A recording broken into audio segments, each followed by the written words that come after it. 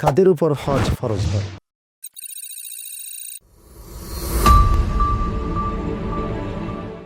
আসসালামু আলাইকুম রহমতুল্লাহি ওবরাকাতুহু। আল মানাহিল টিভি চ্যানেলের সম্মানিত দর্শক শ্রোতা, আপনাদেরকে আরেকটি নতুন পর্বে স্বাগত জানাচ্ছি। পবিত্র হজের ধারাবাহিক আলোচনায় আমার আজকের বিষয় কাদের উপর হজ ফরজ হয়।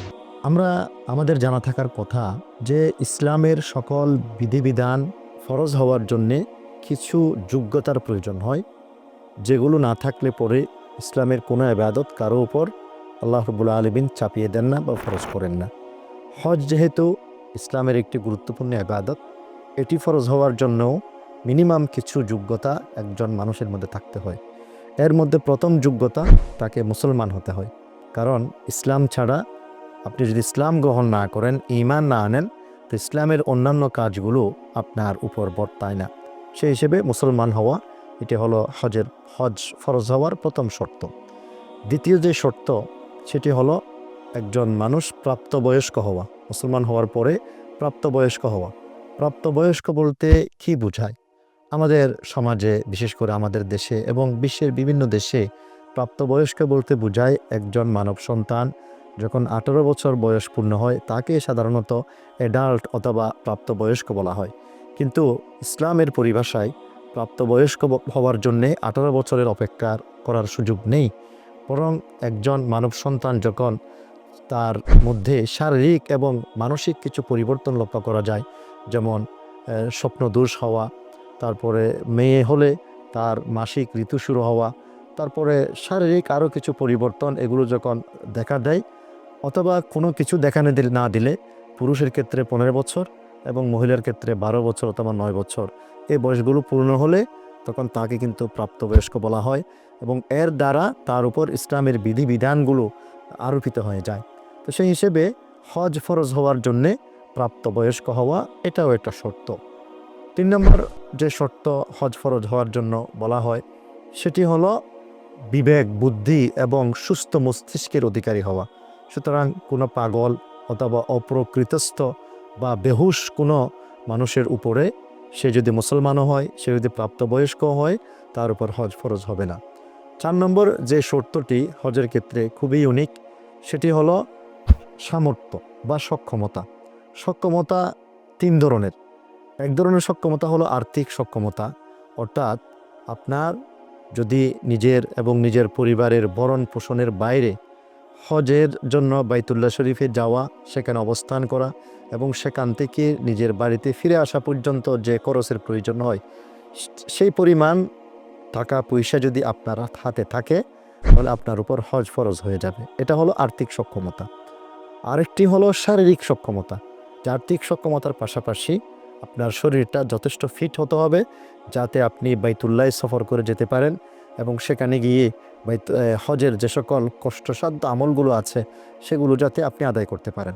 তবে হ্যাঁ, একজন মানুষের যদি আর্থিক সচ্ছলতা থাকে, কিন্তু তিনি যদি শারীরিকভাবে সক্ষম না হন, তো শারীরিকভাবে সক্ষম না হওয়ার দুটি দিক আছে। একটা হলো যে তিনি এমন অসুস্থ, যে অসুস্থতা থেকে তার ফিরে আসার কোনো সম্ভাবনা নেই। যেমন দীর্ঘমেয়াদী তিনি আইসিইউতে ভর্তি আছেন, অথবা অনেক দীর্ঘমেয়াদী ক্যান্সারে ভুগছেন, যেটা থেকে ফিরে আসার কোনো সুযোগ নেই। তো এইরকম অবস্থা হলে তিনি সশরীরে বাইতুল্লাহতে যাওয়া তার জন্য জরুরি নয়, তবে তার পক্ষ থেকে অন্য কাউকে হজ করিয়ে নিতে হবে। যেহেতু তার সচ্ছলতা আছে, কিন্তু শারীরিক সক্ষমতার কারণে তিনি সশরীরে সেটা করতে পারছেন না। আর আরেক ধরনের সক্ষমতা হলো বা আরেক ধরনের অসুস্থতা হলো যে একজন মানুষ তিনি অসুস্থ, কিন্তু তার এই অসুস্থতা এমন যে আশা করা যায় তিনি কিছুদিন চিকিৎসা নেওয়ার পরে তিনি ইনশাল্লাহ ভালো হয়ে যাবেন। তাহলে তিনি আগামী বছর তার ভালো হওয়ার জন্য অপেক্ষা করবেন। এই বছর তিনি হজ করবেন না, বরং আগামী বছর যখন সুস্থ হবেন তখন তিনি হজটা আদায় করে নেবেন। এরপরে সক্ষমতার 3 নম্বর দিক হলো একটা পথের নিরাপত্তা। অনেক সময় এমন হয় যে তার আর্থিক সচ্ছলতা আছে, শারীরিক সক্ষমতা আছে, কিন্তু এমন কিছু পরিস্থিতি তৈরি হয়েছে যেগুলোর কারণে তিনি বাইতুল্লাহ পর্যন্ত পৌঁছতে পারছেন না। যেমন এটা এমন হতে পারে, পথের নিরাপত্তা আগের দিনে এমন হতো যখন মানুষ বন জঙ্গল দিয়ে সফর করতেন, সেখানে পথের নিরাপত্তার অভাব ছিল। তারপরে বর্তমান সময়ে যেমন ধরুন যুদ্ধে লেগে গেল কোথাও, এই অবস্থায় আমি তো সেখানে যেতে পারবো না, অথবা যে কোনো কারণে আপনি ভিসা পেলেন না, এই অবস্থায় যদি আপনি এই মারা যান, তাহলে আপনার উপর হজটা হয়তো ফরজ হবে না। কেন? যেহেতু কাবা শরীফ পর্যন্ত পৌঁছার যে শর্ত ছিল, পৌঁছতে পারার যে শর্ত ছিল, সেটা আপনার কাছে পাওয়া যায়নি। তো এটা একটা হজের জন্য খুবই গুরুত্বপূর্ণ শর্ত। আর মহিলাদের জন্য আরেকটি আলাদা শর্ত আছে, সেটি হলো একজন মহিলা, তার মধ্যে অন্য সকল শর্ত পাওয়া যাওয়ার পাশাপাশি তার একজন মাহরাম থাকতে হবে। মাহরাম ছাড়া কোনো মহিলা একা হজের সফরে যেতে পারবেন না, এটা তার জন্য অবৈধ। মাহরাম কাকে বলে এটা আমাদের জানা রাখা উচিত। মাহরাম হলো একজন মহিলার পুরুষ আত্মীয় স্বজন যাদের সাথে বিয়ে করা স্থায়ীভাবে নিষিদ্ধ। অস্থায়ী নিষিদ্ধ নয়, বরং স্থায়ীভাবে নিষিদ্ধ। যেমন ধরেন একজন মানে আমি হজ করতে যাচ্ছি, কিন্তু যাওয়ার পথে আমি আমার কোনো পুরুষ মাহরাম পেলাম না, তাহলে আমার একজন মহিলার উপরে ওই অবস্থায় হজই ফরজ হয় না। এজন্য এই শর্তগুলো যদি পাওয়া যায়, তাহলে একজন মুসলমানের যত দ্রুত সম্ভব তার উপর হজটা আদায় করে ফেলাটা উচিত। কারণ কেউ যদি হজটা তার উপর সামর্থ্য থাকা সত্ত্বেও যদি হজ আদায় না করে, তাহলে তার ব্যাপারে কিন্তু অনেকগুলো শাস্তির কথা এসেছে। এর মধ্যে সবচেয়ে বড় শাস্তি হলো যে আল্লাহ রাব্বুল আলামিনের একটা ফরজ বিধানকে তিনি অবহেলা করে, তিনি আদায় না করে দুনিয়া থেকে চলে গেলেন। এটার জন্য অবশ্যই আল্লাহ তাআলার কাছে তাকে জবাবদিহি করতে হবে।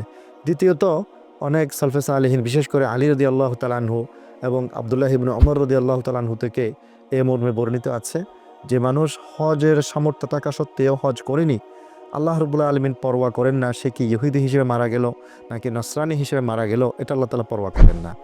তো এই মর্মে বর্ণিত আছে। আর ওমর রাদিয়াল্লাহু তাআলা আনহু থেকে বর্ণিত আছে যারা হজের সামর্থ্য থাকা সত্ত্বেও হজ আদায় করে না, তাদের ব্যাপারে তিনি বলেছেন মা হুম্বি মুসলিমিন, মা হুম্বি মুসলিমিন, অর্থাৎ এরা প্রকৃত মুসলমান নয়। তবে হ্যাঁ, শুধুমাত্র হজটা না করার কারণে কেউ কাফির হয়ে যাবে না।